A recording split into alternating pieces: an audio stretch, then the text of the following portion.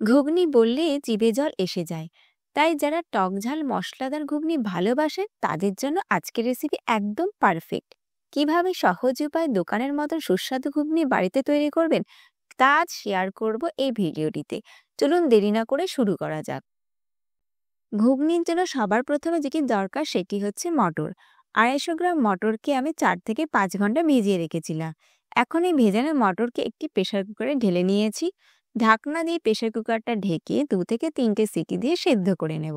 ঘুগনি বানানোর জন্য এখন একটি মশলা তৈরি করে নেব। তার জন্য রসুন, আদা এবং ঝাল অনুযায়ী লঙ্কা নিয়েছি।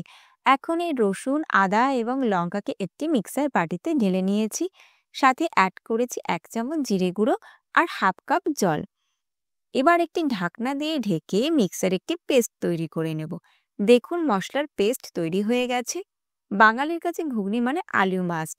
এখানে আমি 2টো আলুকে টুকরো করে কেটে নিয়েছি, সাথে পেঁয়াজ এবং টমেটোকেও। সেদ্ধ করে রাখা ঘুগনিকে একটি পাত্রে আমি ঢেলে নিয়েছি। এখন কড়াইতে দেব বেশ কিছুটা সর্ষের তেল। তেল গরম হয়ে গেছে। এখন টুকরো করে কেটে রাখা আলুগুলোকে লাল লাল করে ভেজে নেব। খুন্তি দিয়ে ভালোভাবে নাড়াচাড়া করে নিতে হবে। দেখুন লাল লাল করে ভাজা হয়ে গেছে। এবার একটি হাতা দিয়ে তেল ছেঁকে একটি পাত্রে আমি আলুর টুকরোগুলোকে সমস্ত তুলে নিয়েছি। এখন ওই তেলের মধ্যে দিয়ে দেব টুকরো করে কেটে রাখা পেঁয়াজ। পেঁয়াজগুলোকে লাল লাল করে ভেজে নেব। যতক্ষণ ভাজা হচ্ছে ততক্ষণ কিন্তু আপনারা চ্যানেলটিকে সাবস্ক্রাইব করবেন, রেসিপিটি বন্ধুদের সাথে শেয়ার করুন। আর একটা লাইক দিয়ে কমেন্টে জানান ভিডিওটি কেমন লাগলো। কথা বলতে বলতে পেঁয়াজ কিন্তু প্রায় লাল লাল করে ভাজা হয়ে গেছে। এখন এই ভাজা পেঁয়াজের মধ্যে অ্যাড করব আগে থেকে রেডি করে রাখা মশলার পেস্ট। তার মধ্যে দিয়ে দেব 1 চামচ পরিমাণ লবণ, 1 চামচ হলুদ গুঁড়ো দিয়ে সমস্ত মশলাটার সাথে ভালোভাবে মিশিয়ে নেব।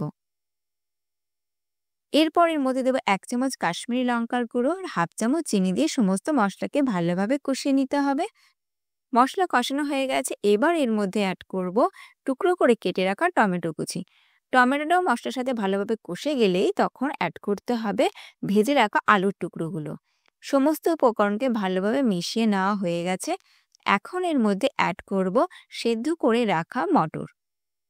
খুন্তি দিয়ে ভালোভাবে মশলার সাথে মটরটাকে একটু মিশিয়ে নিতে হবে। তারপর অ্যাড করব সেদ্ধ করে রাখা মটরের জল দিয়ে সমস্ত উপকরণকে একটু নাড়াচাড়া করে মিশিয়ে ভালোভাবে ফুটিয়ে নিলেই তৈরি হয়ে গেল ঘুগনি।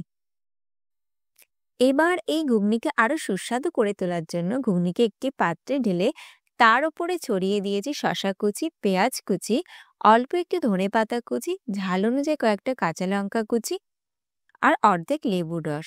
উপর থেকে ছড়িয়ে দিয়েছি অল্প একটু ভুজিয়া। তাহলে একদম তৈরি হয়ে গেল পারফেক্ট দোকানের মতন ঘুগনি। বাড়িতে কোনো অতিথি এলে পরিবেশন করুন।